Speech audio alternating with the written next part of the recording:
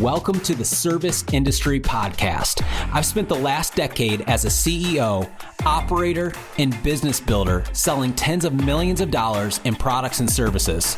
I, just like many of you, started with nothing. My mission for this podcast is to help you become the greatest version of yourself, help you grow and scale your business, and create the life you've always dreamed of. I'm your host, Matt Smith. Enjoy the episode.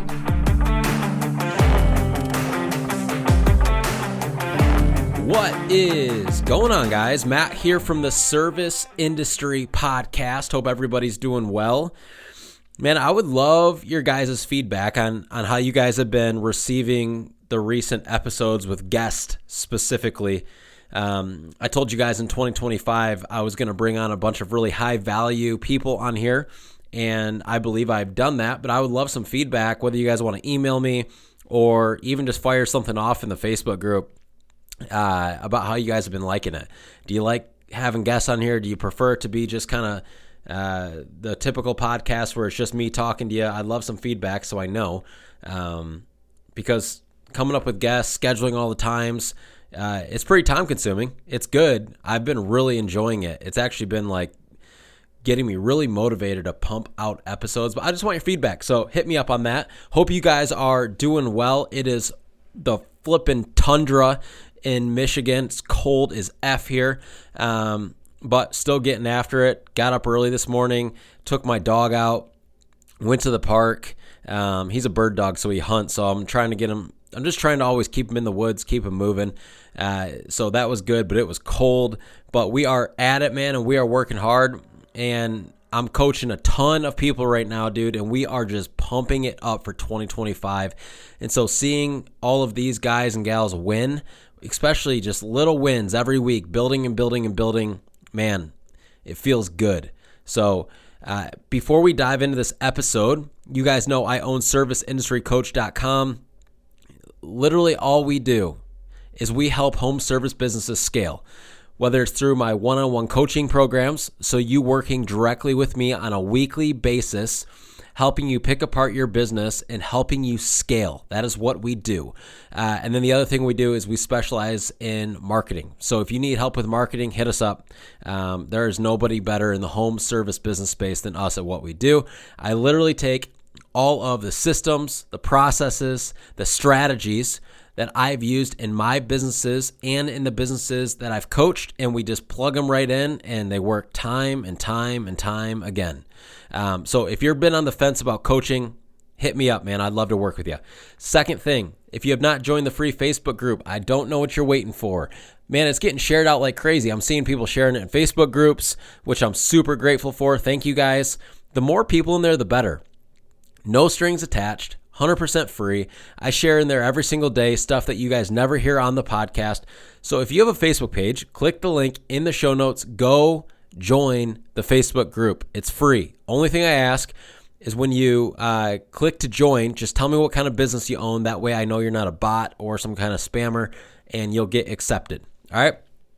Today we're talking about the $1 million routine for home service business owners. I almost didn't make this episode because it's a little bit tough. Basically, what I'm going to do today is I'm going to tell you guys kind of when I was in the middle range of my first home service business, exactly what my routine looked like that allowed me to scale the business. So for some of you guys, you're going to listen to this, you're going to be like, oh, well, I am the guy in the truck. Or others of you are going to listen and be like, oh, well, I'm further ahead than what you're talking about. Take this routine that I'm talking about and tweak it to work for you. But I've been getting the routine question like crazy. And here's the deal. Here's why I think I'm actually getting that question a lot is because on social media, we have all of these quote unquote influencers talking about their morning routines and all of this stuff. And I think a lot of people are thinking like, oh, well, maybe there's a specific routine that's going to make me successful. And although the answer to that is, yeah, routine is very good, especially if you're trying to grow and scale and better yourself, etc. There is no one set routine that's going to turn you into a millionaire, okay? The thing that's going to turn you guys into millionaires is being consistent. And so the thing I want you to get out of today's episode more than anything is you're going to hear this routine that I had. I want you to understand that, yeah, the routine's simple. The routine is straightforward. There's probably some things in here you're like, oh, I can do that. But more importantly is I did it every day. Okay, so as I rapid fire, and I have it like broken down to the hour for you guys of what my average day would look like as an owner in a home service business, really pushing to scale. Understand that the power isn't in the hour by hour. The power is in doing it day after day. All right, so I want you guys to understand that. So kind of the point where I'm at with this is I'm breaking down what my schedule used to look like when I was an owner-operator. I was not on a truck anymore, at least not every day. I may have to pop into jobs to help people out, that kind of stuff, which I'll go over here. But I was not the only guy on a truck, okay? However, I was the guy still running sales, still doing lead generating activities, all of those things. So I feel like this is a really good stage that's super obtainable with, and a lot of you guys are in. Like you're off a truck, but not fully off a truck. Like you're still running quotes and doing that kind of stuff. Maybe you have an office person answering phones like I did here. That was one of my first hires, was an office person. It freed me up and made me so much money. And so just so you guys can kind of understand of where I was at in the business during this routine. All right. So owner-operator, off the truck primarily, running quotes, doing lead stuff, like still very much hands-on inside of the business, okay? And so I'm just going to run through this. And over the years, this routine has changed, and you guys are going to hear it, and I want you to take bits and pieces of it and understand like, hey, I can implement this into my daily routine and maybe make it a little bit more or a little bit better, okay? And so long story short, I would wake up 5:30 a.m. Okay. First thing I would do when I wake up is I roll out of bed. Okay. I check my email and I check my text messages to make sure no employees have called in overnight, just to make sure no customers have canceled their scheduled appointment for the day. That's the first thing I would do, because if an employee calls in or something, I got to figure things out right away, right? That's kind of like an on fire moment. If there's nothing pressing in my text messages or email, I go and I shower. Like literally I roll out of bed, roll down the hallway, roll into the bathroom, I shower, and I start getting ready for the day. I don't make coffee ahead of time. I don't do anything. I go and I get showered, give myself a half hour to get showered, do that kind of thing, get dressed. I am out the door 1 hour later by 6:30 a.m. Now for me, at the time, our office was about 30 minutes from where I lived. So I had about a 30-minute drive. This 30-minute drive was very therapeutic for me, okay? I would take this time to turn on a podcast, to do something that would really set the tone for me in a positive way for the day, okay? I'm not on the phone. I'm not making calls. I'm not responding to people. I'm not scrolling through social media. I'm setting the tone for the day. And so I'm following podcasts like this one, other ones at the time that I was really deep into, and I'm flipping on a podcast and I'm driving. Now, I also had a routine that I would either stop for coffee, a zero sugar energy drink, etc. Okay. You got to keep in mind, I was a fat turd back then. So I didn't have gym in this routine here, and still to this day, I don't work out early in the morning. I just don't. I don't like it. Okay. I know a lot of people think that's crazy. I would prefer to work out in the afternoon or in the evening. That's just me. And so this is where I'd look. So 6:30, I arrive at the office at 7 o'clock. Okay. I would go right into my office, sit down at my computer, and I'm checking the schedule for the day. What does my schedule look like for the guys? Whether I have 1 truck, 2 truck, 5 trucks. What does this look like? Is it optimized? Is there anything we need to change? Is there anything the guys are going to need that we don't have, whether it be cleaning chemicals or, equipment or something like that? Is there any jobs that I just know by looking at the photos is probably going to have problems, is going to be hard. 2-story walkouts. Are they going to need a 40-foot ladder? Do I need to really talk to them about any specifics? So at 7 o'clock, I'm at the office doing this. I'm the only one there right then, okay? There's nobody else there. The point of this from 7 to 7:45 when the team shows up is to be prepped, getting last-minute things ready for the team, and setting the team up for success, okay? My goal in this 45-minute window is to make sure I cover everything possible that could go wrong. Doesn't mean nothing's going to go wrong, but the obvious things that could go wrong in this time frame and eliminating those things or putting a plan together for the team so we have the best chance at success for the day, okay? 7:45, the team arrives. They're starting to load up the trucks. This is where we are building up the team with high energy for the day, okay? You guys know if you have employees, they come in, they're slumped over, they're tired, maybe they don't want to be there, maybe they got in a fight with their wife in the morning, etc. Dude, we're setting the pace for the day, right? You are the leader. You set the energy. Your energy is contagious. It's important that you are in the right mindset for this because if you're slumped over, if you're tired, if you just got in a fight with your wife, if you don't want to be there, that is going to rub off on your team negatively. Okay, they will sense it. They will feel it. And most importantly, they will take that on and become that themselves.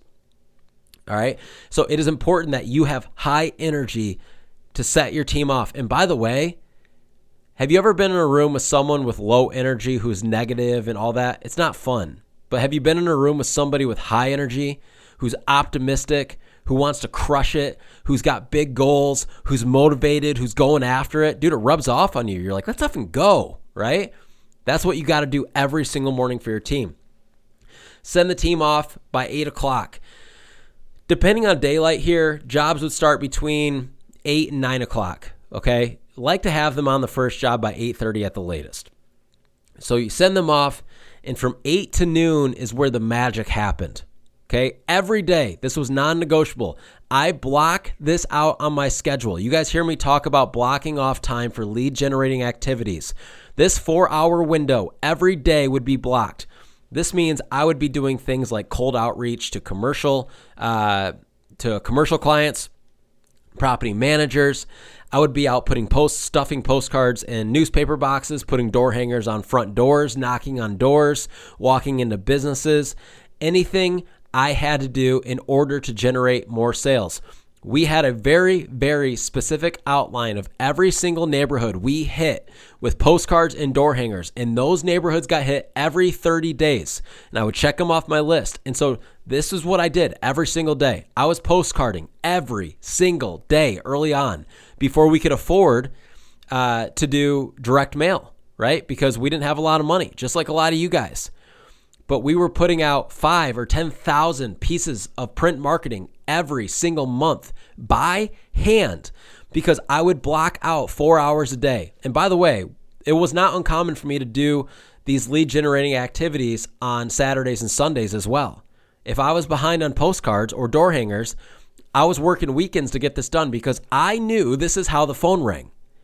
And if I stopped doing this, the phone was going to stop ringing. And it was funny. It was like clockwork. The work I put in today showed up 3 weeks from now on the schedule.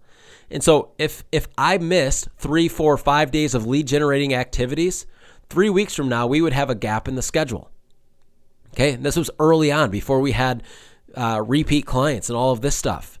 And so I blocked out a 4-hour window for lead generating activities. Nothing gets in the way of this. No big client, no customer on fire. Everything can wait besides your family dying because the business dies without lead generating activities. And so from 8 to noon, that was my thing. From like 12 to 3-ish, I was doing estimates. Now this varied depending on time of year. Sometimes in our slow season, I might only have to do estimates for an hour a day. Other times in our busy season, because we did all in-person quotes for the most part, on our busy season, I might be doing estimates for 7, 8 hours a day, right? Depending on how many. Some days I might only have 1 or 2 to do. Other days I might have 10 or 15. And I'm trying to get to all of these in person. And so we would really try to route our estimates. And by the way, we got them all done in 24 hours, but we would try to route our estimates in a way that was the easiest drive time. Okay. And our service area was not ginormous by any means, especially at that time.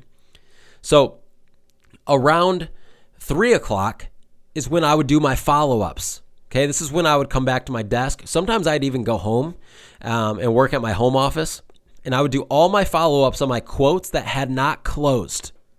Meaning back then, I was calling them primarily.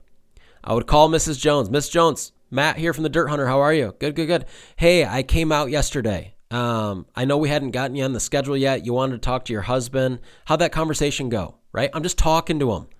And you would be amazed how many deals are closed in the follow-up. One of the first things that I do in my coaching programs is we look for low-hanging fruit. Follow-up is one of the lowest hanging fruits there is. And same with like if you have sales guys, let's say you own a roofing business and you have a sales team, your sales guys are not following up enough. If they were to follow up twice as much, their close rates would probably be where you want them to be. Same with you as an owner. If your close rate isn't where you want it to be, ask yourself, how much am I following up? I would follow up like no, but like I want them to tell me to go F myself. That's how much I'm following up, because I understand a lot of you guys are scared to follow up too much to bug the customer. Listen, dude, if they're not reaching out to you, they're not going to buy anyway. So I don't really care if they tell me to kick rocks. I'd rather them tell me they're not going to buy. That way I can take them off my follow-up list and stop wasting my time and energy and effort on them and move on to the next one. So following up really took probably on average, I don't know, an hour-ish a day, maybe even less, but probably about an hour a day, because your follow-up list gets pretty big. You're following up with customers that you gave quotes to weeks ago, right? And so it will build over time, but give yourself about an hour a day of follow-up. And then from 4 o'clock on was kind of my firefighter time. Okay, what I mean by that is I'm putting out fires. Is there employee problems? Is there customer problems? Do I need to go out and look at a job that one of my employees screwed up? Did somebody kill a plant, or did they kill a tree and I need to go take photos of it and get it replaced? What kind of things do I need to do for, an hour a day to put out fires? Because every business has fires. They just do. It's just how it works. And that was my routine, man. Every day, 5 days a week, sometimes 6 or 7 days a week. But it's that simple. Okay? The thing I want you to get out of it is I did it every day. And so find yourself a routine. Now, let's just say I was in this situation today, okay, with my new lifestyle, personal development, working out, eating healthy. There's a few things that I would change in here. All right? The first thing is that I would add on that I'm going to the gym at 5 o'clock from 5 to 6:30. Okay? And then I'm coming home. I'm hanging out with my family. I would probably, on purpose, try to do my follow-ups at home every day rather than at the office at 3 p.m. Because if I'm not going to see my family till 6:30, I'd like to see them at least a little bit during the day. Okay? There's little things I can tweak here to make sure that they're a little bit more included. But I'll tell you what I'm not doing is I'm not sacrificing my mental health or my physical health for a busy calendar. Now, one thing I want to add in here that I've always done pretty well, but I've really focused on it recently, is spending at minimum 30 minutes per day alone, no headphones in, no podcasts on, no employees, no family, nothing, just you. That could be you driving. That could be you going to the park and going for a walk. That could be you just walking out your front door and walking around the neighborhood by yourself for 30 minutes. Before you think that's a silly thing for me to say, commit to doing it for 30 days in a row and watch how free you feel. Watch how your brain starts to think. Watch and notice the business ideas that come up on those walks. How much less stressed out you feel. Leave your phone at home. And I promise you, like in our boot camp, we did this and every single person fell in love with it. And so I would be implementing a 30-minute walk plus my workout routine in this. But other than that, man, if I'm growing a home service business, you can tweak it how you want. Maybe you're the guy in the truck, and so you got to figure out how you're doing what I would do is I would do my estimates before I went out for the job. And then I would leave time in my schedule where maybe I'm not doing actual work for 8 hours a day, and I'm leaving 2 hours for lead generating tasks. And if you get to that point, you're probably close to hiring somebody anyway. And so you can move these things around to work for you. But I just wanted to give you guys a really brief overview of what my day used to look like as an owner-operator. Because although I'm removed from that now, that's not the life I live anymore. I'm still very in tune with what it takes in order to win. And you'll notice that my day ended at 5 p.m. Okay, I was out the door at 6:30, and I was home by 5, right? Every day. You don't have to work 16-hour days in order to make this work, you guys. But one thing I did do was rather than paying myself a ton of money, I actually reinvested that money into a team. Okay. Now that meant I wasn't getting rich, but I was more free, and I was able to scale the business faster because I was able to focus a lot more of my time on the things that grew the business. So early on, we hired technicians. Early on, we hired our first office person. I did this because I recognized if I'm in the field all the time, it's really, really challenging to grow the business, right? Now, if you have no revenue, you need to be out in the field, right?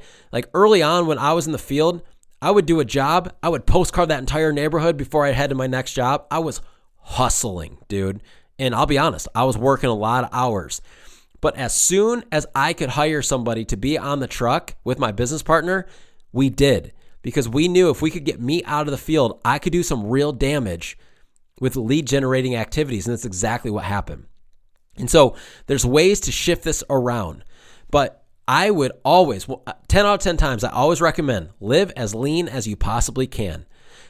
Take the profit from the business, reinvest it back into marketing, reinvest it back into things that are going to generate more leads, reinvest it into things that are going to build your team so you can be free and so you can actually focus on the things that are going to scale the business long term. Listen, if you guys do all of this and you actually scale your business, the money will be there later on. It just will. So don't feel like you have to suck all the profit out of the business today, because if you build it right, you'll build a business with a team that will serve you forever, okay? And one day be sellable, by the way, and be able to sell it for 7 figures, multiple 7 figures. I've seen it time and time again. This is not a pipe dream. This happens all the time. And the best thing is the home service business space right now is so sought after from private equity companies. If you can build a legitimate company, you will sell it. It will be sellable, and there will be a buyer on the other end wanting to buy it. And it's because they see that our space, it is very hard to disrupt the home service industry space. Where like e-commerce can easily be disrupted by technology and AI and all of these things. But for home service, someone's got to go out. They got to go out and clean the thing. They got to go out and cut the grass. They got to go out and install the roof. Like, it's really hard to disrupt that. People are always going to need other human beings to come fix things on their home. And so it's a sought after space right now because it's very scalable. It's an easy model to scale. And so understand, living short term, broke, lean, investing all the profits back into the business is an okay thing to do and will pay off 100-fold later on. I love you guys. I'll see you on the next episode. Take care. Thank you for listening to this episode of the podcast. As always, if you need any help marketing your business or want to work with me directly doing one-on-one coaching, visit serviceindustrycoach.com. We'll see you on the next episode.